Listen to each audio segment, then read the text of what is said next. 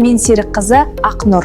Менің білім жолым Байкент ауылындағы номер 10-шы орта мектептен басталды.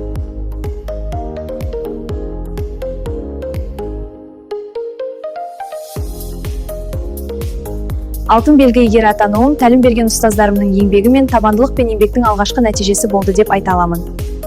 Университет қабырғасында мен тек физика мамандығын меңгеріп қана қоймай, ұстаздықтың жауапкершілігін терең түсіндім.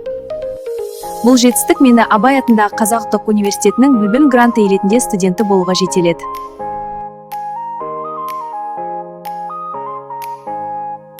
Ұстаздық жолымда оның тәжірибесі менің тірегім.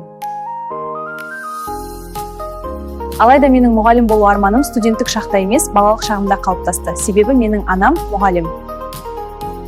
Мен анамның сабаққа дайындалуын, оқушы жұмыстарын тексеріп отырғанын, әр оқушы үшін алаңдайтынын көріп өстім. Оның еңбегі мен үшін үлгі болды. Бүгінде менің анам тек анам ғана емес, тәлімгерім.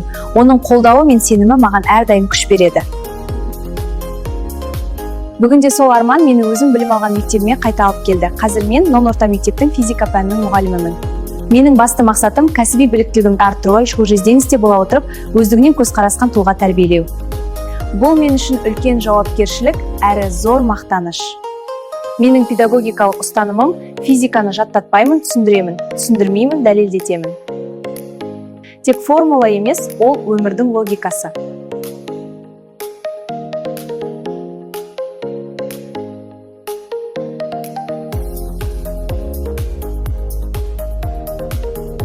Яғни сабақтарымда мен зерттеу әдісін, тәжірибелік жұмыстарды, өмірмен байланысты есептерді қолданамын.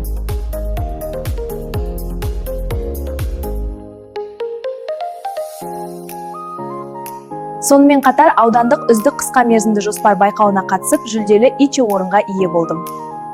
Мен үшін ең үлкен жетістік, оқушыларым халық олимпиадасына қатысып, жүлделі 1 және 2 орындарға ие болды. Назарларыңызға рахмет!